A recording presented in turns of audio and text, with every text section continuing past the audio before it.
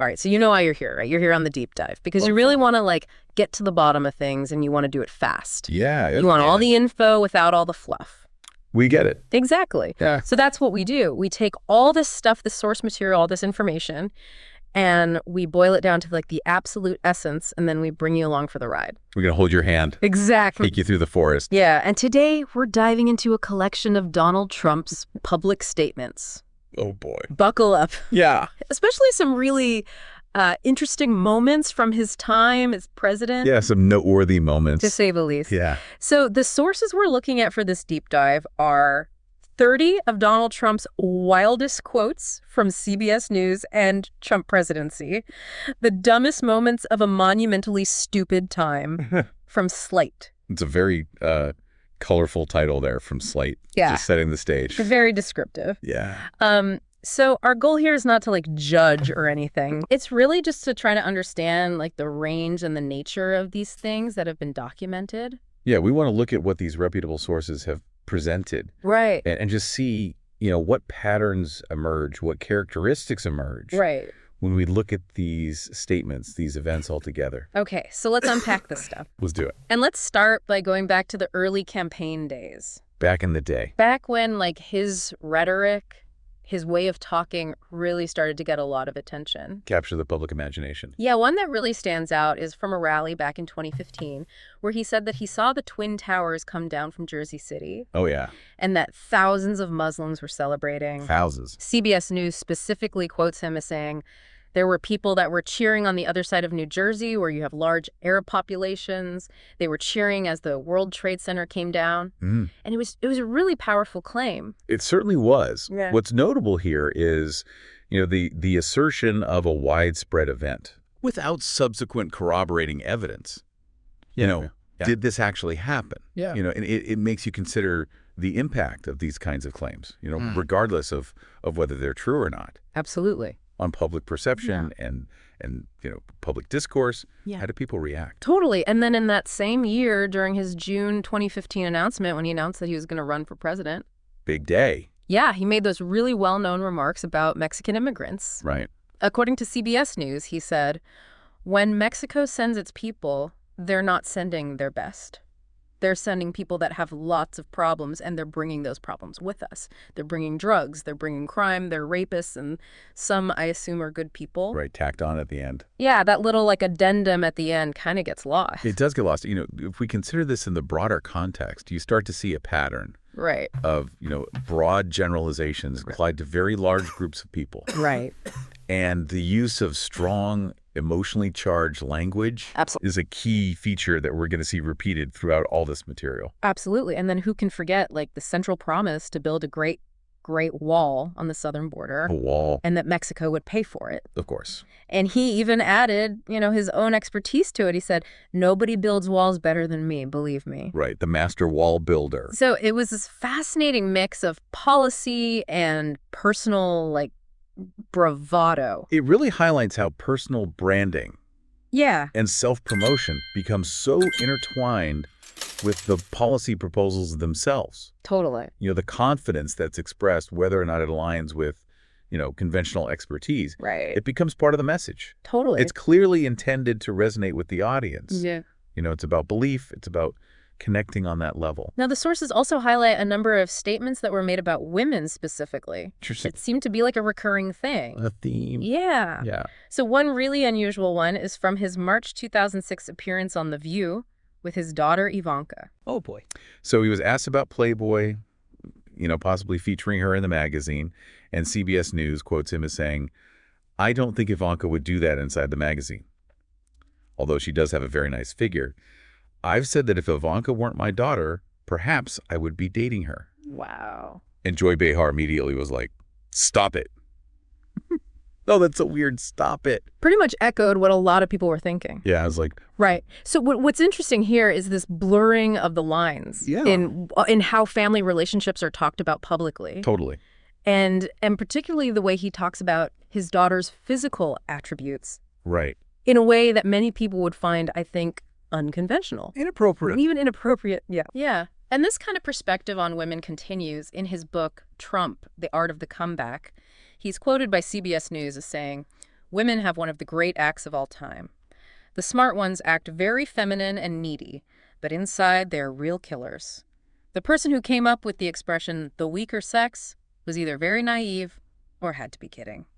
I have seen women manipulate men with just a twitch of their eye or perhaps another body part. That's, It's like a pretty cynical view of women. yeah, it's a very cynical, stereotypical viewpoint. Yeah. And it's presented as some kind of insider knowledge. Yeah, like he's letting you in on a secret. Exactly. And then going even further back, there's a 1991 Esquire interview where he suggested that having a young and beautiful piece of ass would be the best way to deal with bad press.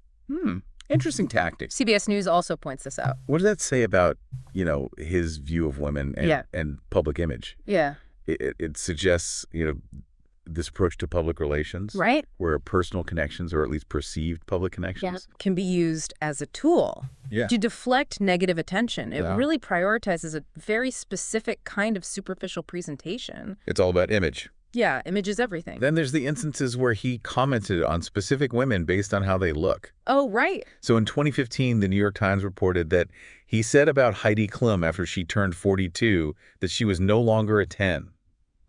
Wow, just putting it out there. Yeah. And what's interesting is that Heidi Klum actually responded to this with a video where she was like poking fun at it. Oh, she did? Yeah, so it became a whole thing. Oh, that's funny. But it's interesting how he felt the need to comment on her appearance. It is interesting, this public evaluation of a person's physical attractiveness, right, especially directed at women in the public eye, Right. And then those comments can then generate even more media attention and public reaction and so on. It becomes this cycle. It feeds on itself, yeah. And it wasn't just Heidi Klum. CBS News points to a 2012 tweet about Ariana Huffington where he called her unattractive both inside and out, and then said that her former husband leaving her was no surprise. Oof. Like, wow. Yeah. So using social media to launch personal attacks that go beyond, disagreements about politics or whatever. Right. And just become very personal. Extremely personal. To the point of being cruel. Yeah. Yeah. And he also targeted Bette Midler in a 2012 tweet. CBS News talks about this one too, where he called her an extremely unattractive woman and then said that he wouldn't usually say such things because he insists on being politically correct. So he's aware of it. It's like... But he does it anyway. It's a very curious thing. Yeah, a selective application of political correctness. Yeah. I guess. All right, so let's shift gears a little bit and talk about comments that were made about specific people or groups. So the December 2015 call for a complete and total shutdown of Muslims entering the United States is like a really clear example of CBS News quotes this directly. It's like a very broad and sweeping statement that targets a whole religious group. And this statement had significant policy ramifications. Oh, yeah. And it sparked widespread debate about religious freedom and immigration policies. Absolutely. Yeah. Huge ramifications. Yeah. And then there's the April 2015 tweet where he blamed President Obama for the Baltimore riots following Freddie Gray's death, right, and referred to those involved as thugs. Yeah. The CBS News article mentions this one as well.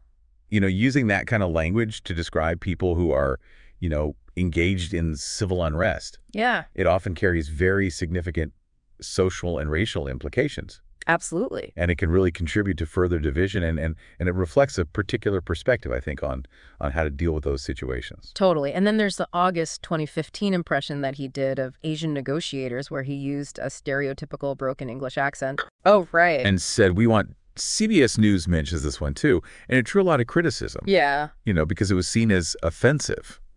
Well, it shows how humor can sometimes rely on and reinforce stereotypes, and the potential for those kinds of portrayals to be perceived negatively, especially in, international relations and negotiations. Huge implications there. Yeah.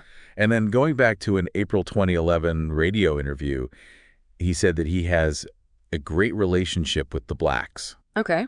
CBS News quotes this, and a lot of people found that phrase unusual and maybe even a little bit patronizing. Well, yeah, I mean, the phrasing itself, reveals a certain distance. Yeah. And this tendency to categorize groups, in very broad strokes rather than, acknowledging the individual diversity within those groups. So it's a statement about a perceived relationship. Yeah. Rather than, necessarily a lived experience. Yeah, exactly. And then the July 2015 comment about John McCain not being a war hero because he was captured.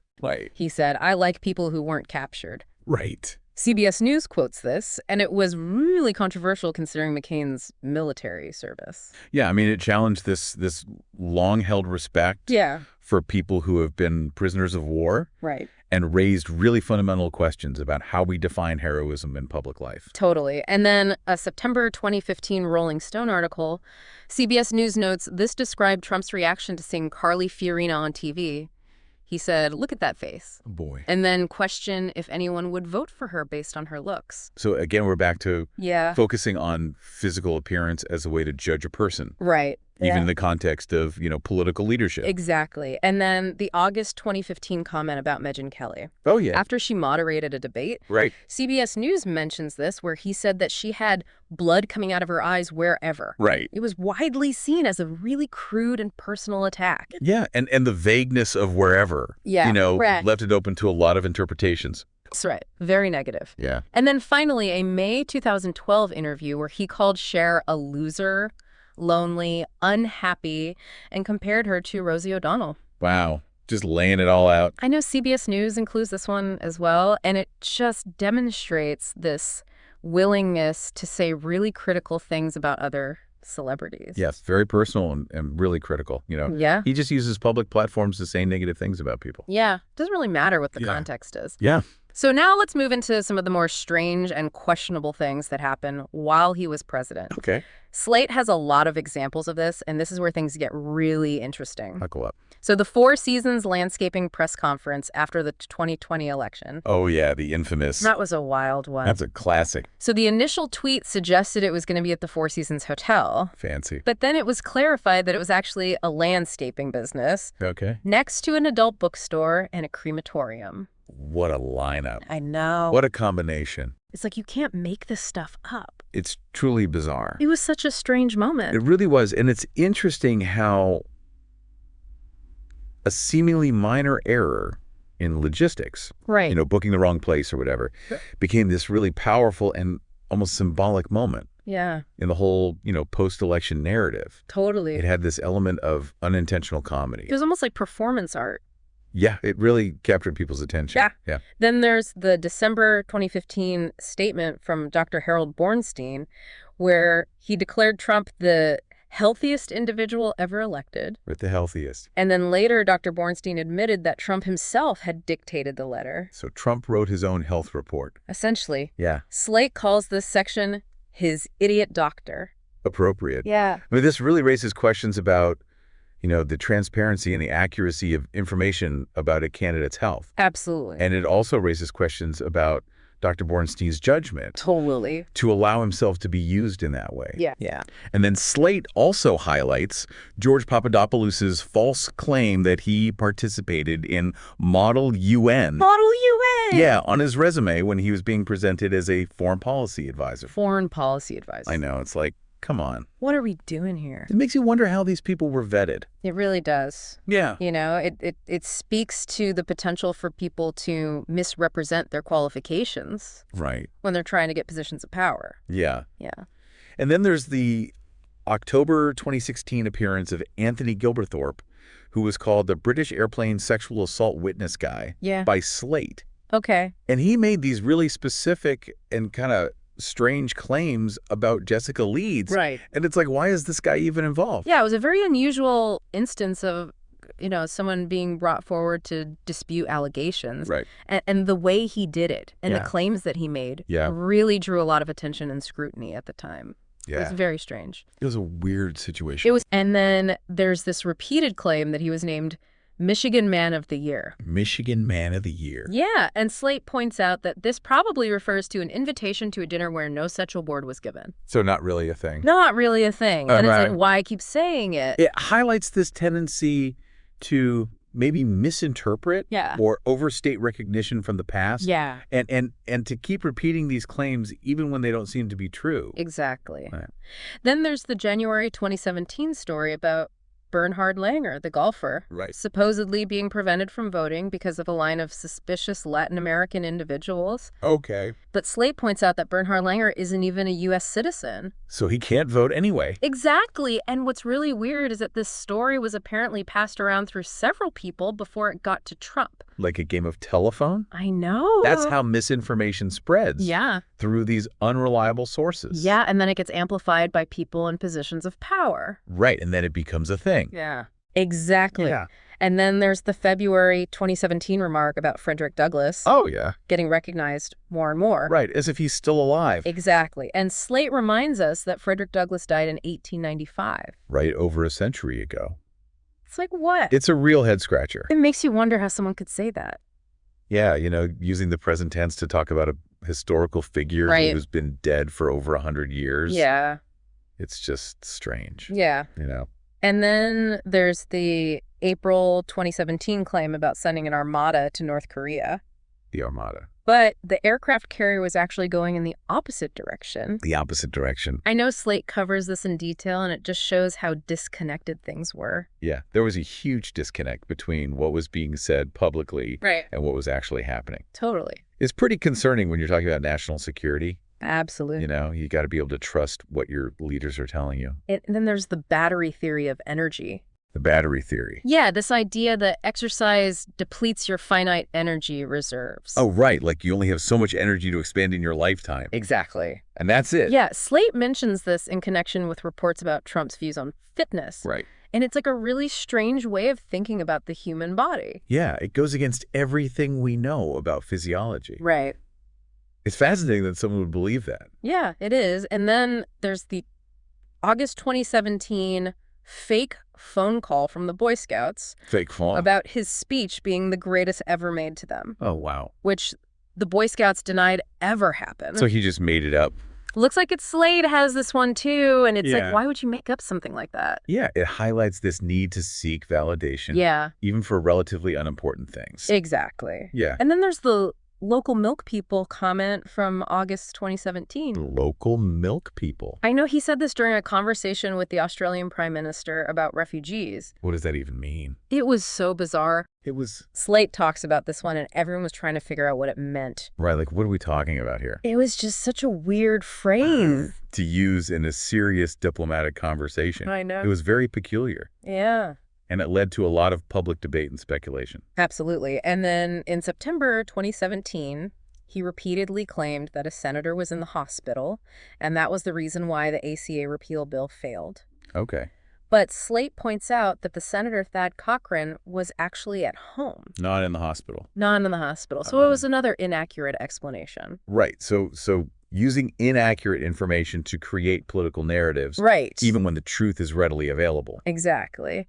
And then there's the delayed $25,000 check that was promised to a deceased soldier's father in October 2017. Oh, right. And Slate recounts that it was only sent after the Washington Post asked about it. So they had to shame him into doing it? Pretty much. It makes you question, his commitment to his promises, Absolutely. especially in such a sensitive situation. Yeah.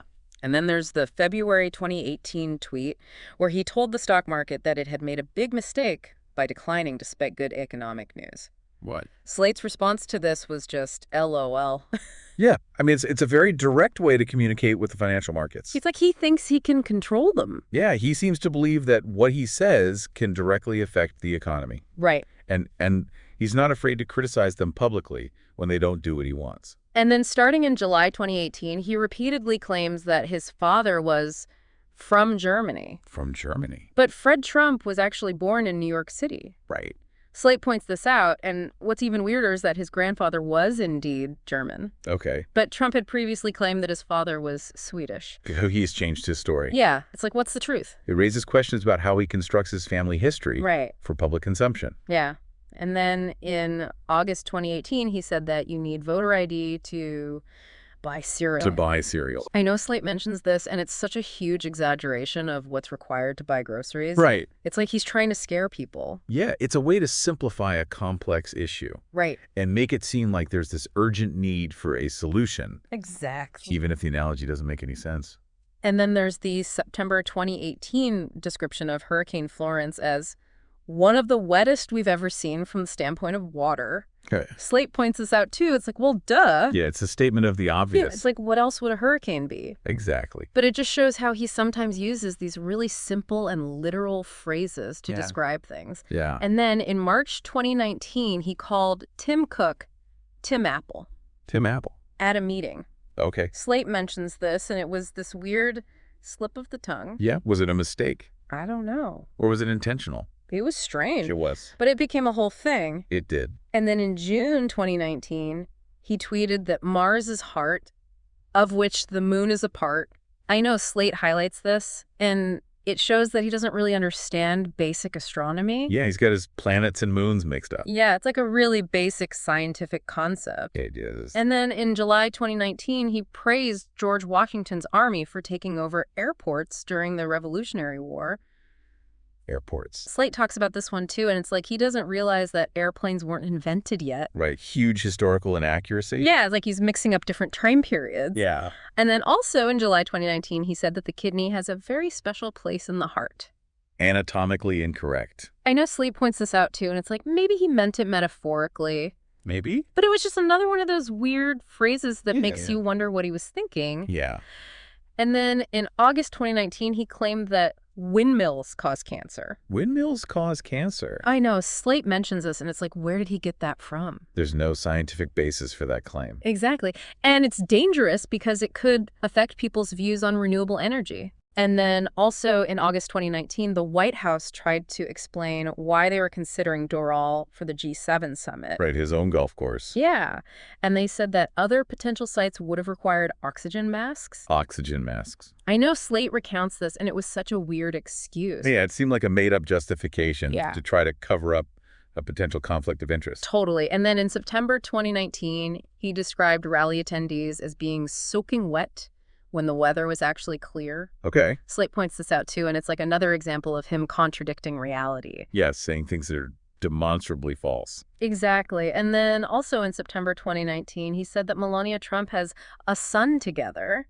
Together. I know Slate notes this, and it's like, obviously they have a son together. It's Right. barren.